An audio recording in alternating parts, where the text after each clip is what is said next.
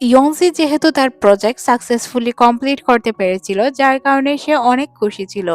খুশি হয়ে সে রাস্তা দিয়ে হাঁটছিল। তখনই বৃষ্টি শুরু হয়ে যায়, আর বৃষ্টি শুরু হওয়ার পর তার ম্যানেজার ছাতা নিয়ে তার কাছে চলে আসে। ম্যানেজার তার কাছে আসে আর তার সাথে কথা বলতে শুরু করে। এক পর্যায়ে ম্যানেজার বলে দেয় যে সে তাকে পছন্দ করে। এটা জানার পর সে ম্যানেজারকে কোনো রিপ্লাই করতে পারে না। ইউনজি বলে, হুট করে এই কথা? তখন ম্যানেজার বলে, হুট করে কেন হতে যাবে? তুমি খুব ভালো করেই জানো 7 বছর যাবৎ আমি তোমার জন্য অপেক্ষায় ছিলাম। তাহলে হুট করে কিভাবে হলো? সিন পরিবর্তন হয়, আমাদের তায়ুনকে দেখানো হয় যে কিনা অজুকে নিয়ে বসেছিল। তারা একটি কেক নিয়ে বসেছিল সেলিব্রেট করার জন্য, কিন্তু ইয়নজি আসছিল না। তাই তারা ইয়নজিকে কল করে জানায় সে ডিনারে আছে। তখন তার ওই রাতের কথা মনে পড়ে যায়। ম্যানেজার ইয়নজিকে বলেছিল প্রজেক্ট কমপ্লিট করার পর তারা ডিনারে যাবে ডেটে। তাই তাইওয়ান জিজ্ঞাসা করে, তুমি কি তোমার ম্যানেজারের সাথে আছো? তখন সে হ্যাঁ বোধক উত্তর দিলে তার বুঝতে আর কোনো কিছুই বাকি থাকে না। এদিকে সিন চলে আসে তাদের ডিনারে। ডিনার করার সময় তার ম্যানেজার তাকে জানায় যে আচ্ছা, তুমি কি আজই জবাব দিবে নাকি প্রজেক্ট শেষ হওয়ার পর? সমস্যা নেই, তোমাকে বাবার জন্য আমি 2 সপ্তাহ সময় দিলাম। 7 বছর তোমার জন্য অপেক্ষা করতে পেরেছি, 2 সপ্তাহ তো কোনো ব্যাপারই না। তুমি চিন্তা করে তারপর আমাকে না হয় উত্তর দিও। তোমার উত্তর হ্যাঁ হলে অনেক ভালো হয়, আর তুমি যদি না বোধক উত্তর দিতে চাও, মনে হয় যে তুমি আমাকে পছন্দ করো না, তাহলে সরাসরি বলে দিতে পারো, হ্যাঁ তুমি এটা ভাববে না আমি তোমার ম্যানেজার, এইসব না ভেবে উত্তর দিও। তারপর সে তাকে বাসা পর্যন্ত ছেড়ে দিতে আসে। ছাতা দেওয়ার কথা বললে সে তাকে জানায় যে ছাতা দিতে হবে না, সে চলে যেতে পারবে। তাই তাকে লিফটের সামনে এনে রেখে যায়। বাসায় ফেরার পর সে দেখতে পায় অজু আর তায়ুন ঘুমিয়ে আছে, আর তার ওই প্রপোজালের কথা বারবার মনে পড়তে থাকে। পরদিন অফিসে সে দেখতে পায় ম্যানেজার তাকেই দেখছিল, কিন্তু সে ম্যানেজারকে দেখার বদলে উল্টো ওই কথাটি বারবার চিন্তা করছিল যে তাকে কি জবাব দিবে। ম্যানেজার তার এক পরিচিত লোক বা বন্ধুও বলতে পারেন, তার সাথে বসে গল্প করছিল। তাকে জানায় আমার একজন বন্ধু আছে, সে নাকি কারো প্রেমে পড়েছে। কিন্তু যখন সে ওই মেয়েটিকে তার ভালোবাসার কথা জানায়, তখন মেয়েটি তাকে কোনো উত্তর না দিয়ে আনইজি ফিল করে। আর হ্যাঁ, মেয়েটি তার এক বন্ধুর সাথে ফ্ল্যাট শেয়ার করে থাকে। বন্ধুটি হচ্ছে ছেলে বন্ধু।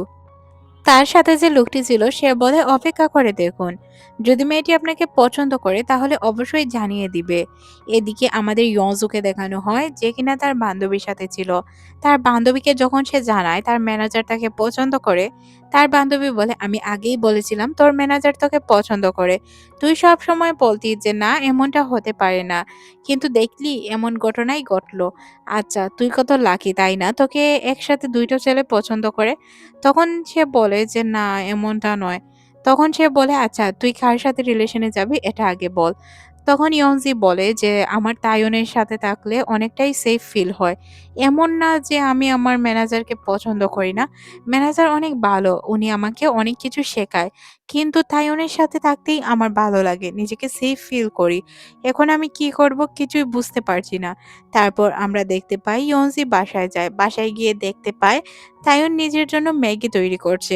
অজুর সাথে কথা বলে সে তাইয়ুনকে জিজ্ঞাসা করে, আচ্ছা কাল কি তুমি আমার জন্য অপেক্ষায় ছিলে?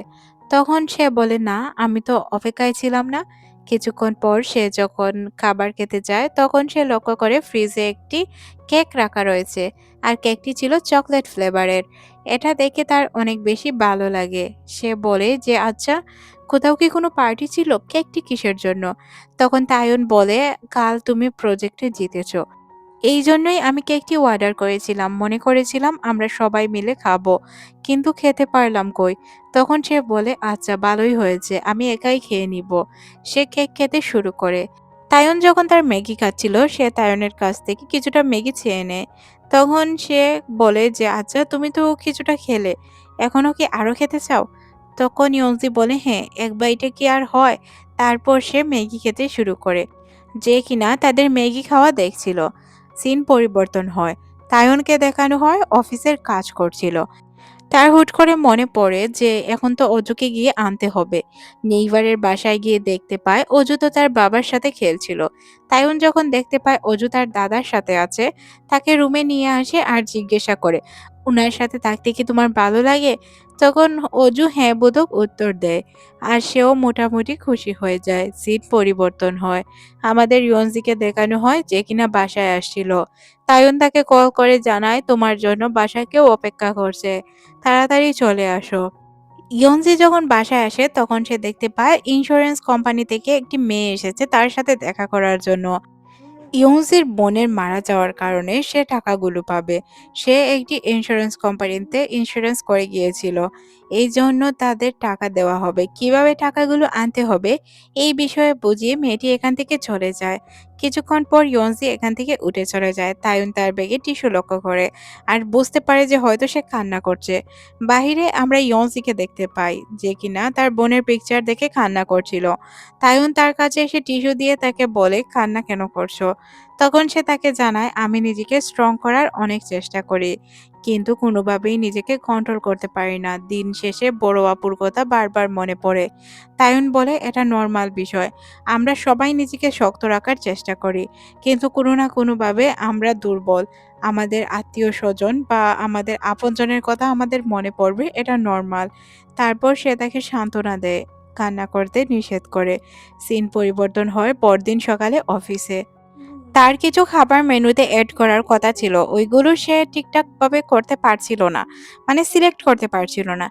এদিকে আমাদের ম্যানেজারকে দেখানো হয় যে কিনা তাদের বসের সাথে কথা বলছিল কিভাবে কাজ করতে হবে। সবকিছু ডিসাইড করার পর তারা লিফটে করে কোথাও যাচ্ছিল। হুট করে একটি ছেলে লিফটের ভিতরে চলে আসে। আর সে এসে ইয়নজির সাথে টাচ করতেই যাবে তখন ম্যানেজার বুদ্ধি করে তাকে আটকায়। কিছুক্ষণ পর তাকে টেক্সট করে জানায় তারা কোথাও ঘুরতে যাবে, সে কি অবসর আছে? আমরা দেখতে পাই ২ জন গাড়িতে করে কোথাও একটা যাচ্ছিল।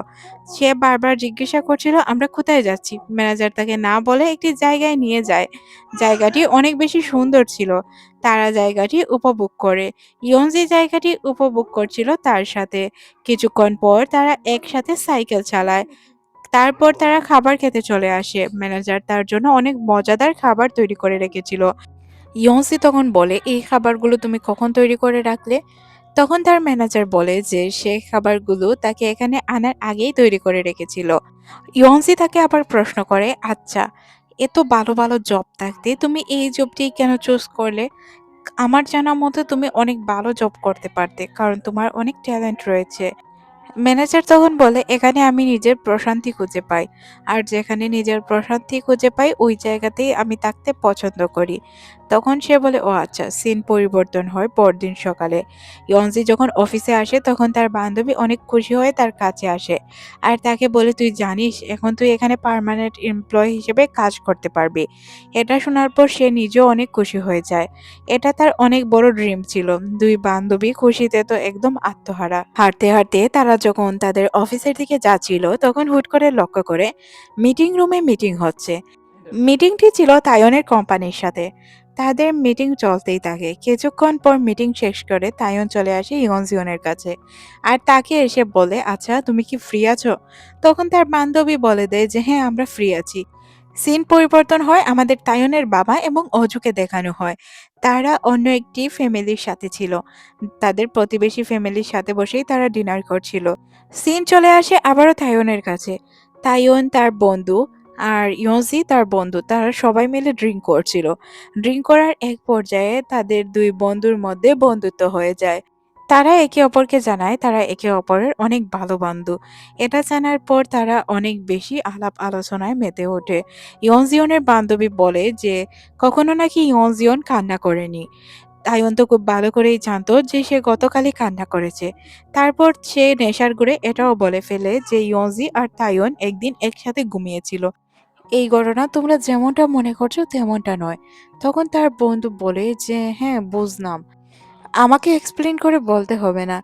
আমি খুব ভালো করেই সবকিছু বুঝি। তারপর আমরা দেখতে পাই তারা ২ জন বাসার উদ্দেশ্যে রওনা হয়। তখন ইয়নজির হাতে কিছুটা ব্যথা পাচ্ছিল। সে বলছিল হাতে অনেক ব্যথা করছে। তখন তাইওয়ান তার হাতটি একটু ম্যাসাজ করে দেয় যার কারণে তার হাতের ব্যথাটা অনেকাংশেই কমে আসে। সে তখন বলে হ্যাঁ, অনেকটাই কমে এসেছে। তাদের কাছে কল আসে। কল আসার সাথে সাথেই তারা দৌড় দেয়। কেন কলটি এসেছিল, কে কল করেছিল এটা আমাদের বলা হয় না। এখানে আমরা দেখতে পাই অজুর অবস্থা খুবই খারাপ। তার হাতে দিয়ে লাল লাল গোটা গোটা কিছু একটি বের হয়েছে। তখন আমরা দেখতে পাই এখানে অজুর দাদা আসে। তাকে খুলে নিয়ে বলে যে অজু কি স্ট্রবেরি খেয়েছিল? তখন প্রতিবেশী বলে হ্যাঁ। তখন দাদা বলে এই জন্যই তার অ্যালার্জির প্রবলেম দেখা দিয়েছে। তখনই এখানে ইয়নজি আর তাইয়ুন চলে আসে। এখানে আসার পর তারা জানতে পারে তাইয়ুনের বাবার কারণে তাদের বাচ্চার কিছু হয়নি। তারপর তারা বাচ্চাটিকে বাসায় নিয়ে আসে। তাইয়ুনের বাবা বলে আচ্ছা এবার তোমরা থাকো, আমি আসছি। ইয়নজি তখন তাকে ধন্যবাদ জানায়। লোকটি এখান থেকে চলে যায়। এদিকে আমাদের তাইয়ুনকে দেখানো হয় যে কিনা লক্ষ্য করে তার বাবা তার পার্সটি এখানেই ফেলে রেখে গিয়েছে। যখন সে এটা হাতে তুলে তখন তার আর তার বড় ভাইয়ের তার বাবার ছবি দেখতে পায়। নিজে গিয়ে তার বাবাকে সে ওয়ালেটটি দিয়ে আসে। তখন তার বাবা তাকে বলে যে এত কষ্ট করে না আসলেও পারতে। সে তখন তাকে ধন্যবাদ জানায় অজুকে সামলানোর জন্য। তখন বাবা আর কিছুই বলে না। জিজ্ঞাসা করে আপনি কোথায় থাকেন? তখন বাবা তাকে দেখিয়ে দেয় যে সামনে একটি একটি স্টুডিও আছে যেখানে হোটেলের মতো ভাইব আসে। সে ওই জায়গায় থাকে। তারপর সে বাসায় চলে আসে আর চিন্তা করতে থাকে তার বাবার কথা। তখনই এখানে ইয়নজি চলে আসে। ইয়নজি তার জন্য দুধ নিয়ে এসেছিল। ইয়নজি তাকে বলে দুটাকে ঘুমিয়ে পড়ো। তখন তাইয়ুন বলে তার নাকি ঘুম আসছে না। ইয়নজিকে বলে ইয়নজিও তাকে জানায় তারও ঘুম আসছে না। দুইজনের যেহেতু ঘুম আসছিল না তাই তারা চিন্তা করে আজ রাতটা তারা গল্প করেই কাটিয়ে দিবে। তাই তারা গল্প করেই একটি রাত কাটিয়ে দেয়। সিন পরিবর্তন হয় পরদিন সকালে।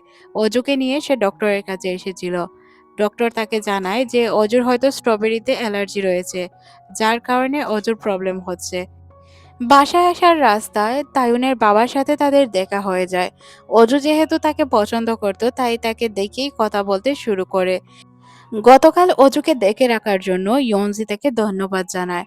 তখন তাইয়ুনের বাবা তাকে বলে ধন্যবাদ না দিয়ে আমার ছেলের সাথে যদি আমার সম্পর্কটা ভালো করতে সাহায্য করতে তাহলে আমি অনেক উপকৃত হতাম।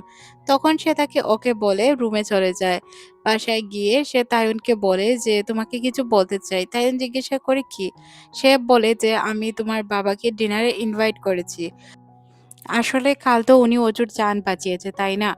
এই অনুযায়ী তো আমরা উনাকে ইনভাইট করতেই পারি। তোমার কোনো প্রবলেম হলে তুমি বাসায় না থাকলেও চলবে। তাইয়ুন বলে, "না, আমার কোনো প্রবলেম নেই, আমি অ্যাটেন্ড করব।" অজু এখানে অনেক খুশি হয়ে যায়। সিন পরিবর্তন হয়, আমরা তাইয়ুনের বাবাকে দেখতে পাই, যে কিনা দরজার বাহিরে ছিল। প্রতিবেশী লোকটি এসে তাকে বলে, "আপনাকে দেখে তো সন্দেহ লাগছে। আপনি এখানে কোথা থেকে এসেছেন?" তখন সে বলে, "আসলে এখানে আমি ইনভাইটেড। এটা আমার ছেলের বাসা, তাই আমি ওর বাসায় এসেছি ডিনারের জন্য।" তারপর আমরা দেখতে পাই ইয়নজি চলে আসে তাকে নেওয়ার জন্য। এটা দেখে লোকটিও এখান থেকে চলে যায়। রাতে তারা বসে ডিনার করছিল। অজুকে কোনো একটি বাহানা দিয়ে ইয়নজি এখান থেকে নিয়ে চলে যায়, যাতে তাইয়ুন আর তার বাবা কথা বলতে পারে। তাইয়ুন আর তাইয়ুনের বাবা চুপচাপ বসেছিল। তাইয়ুন হুট করে তার বাবাকে প্রশ্ন করে বসে, আচ্ছা আপনি আমার একটি প্রশ্নের উত্তর দিন। আপনি কেন আমাদেরকে ছেড়ে চলে গিয়েছিলেন? আমি তো আপনার জন্য ওই দিন অপেক্ষায় ছিলাম, কিন্তু কেন আপনি আসলেন না? তখন তার বাবা জানায় সে তাকে ছেড়ে চলে যায়নি। সে এসেছিল কিন্তু আসার পর তাকে আর পায়নি। সে এখান থেকে চলে গিয়েছিল তার বড় ভাইয়ের সাথে। আর তার বড় ভাই তাকে জানিয়ে দিয়েছিল সে ভালো বাবা নয়। তাই তাদের সাথে যাতে সে আর কখনো যোগাযোগ করার চেষ্টা না করে। আর তোমার বড় ভাই সবসময় ফ্যামিলিকে বোঝা মনে করত, যার কারণে তোমাকে ছেড়ে চলে গিয়েছিল। এতে আমার কোনো দোষ নেই। আর তুমি যদি মনে করো আমার দোষ, আমি তোমার কাছে আবারও ক্ষমা চাইছি। আর সবকিছু ওই সাইড থেকে শুনতে পায় ইয়নজি। ইয়নজি সবকিছু শুনে মনে মনে চিন্তা করে, তার মানে কি তার দুলাভাইয়ের সব দোষ? এখানে তাইয়ুন তার বাবাকে বলে যে আপনি এক কাজ করতে পারেন। লোক বলা আছে আপনি যে কোনো সময় বাসায় আসতে পারেন অজুকে দেখার জন্য। এদিকে আমাদের ইয়নজিকে দেখানো হয়। সে বারবার শুধু তাদের বলা কথাগুলো চিন্তা করছিল। কারণ একদিন যখন তার বড় বোনের সাথে তার ঝামেলা হয়েছিল, তখন তার দুলাভাই তাকে ডেকে নিয়ে আসে।